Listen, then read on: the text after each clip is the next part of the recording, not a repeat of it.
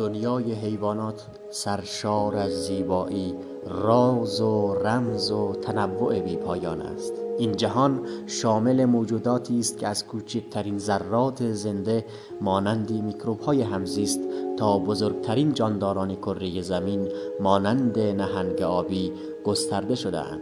هر حیوان داستانی از تکامل، بقا و سازگاری با محیط خود را روایت می‌کند.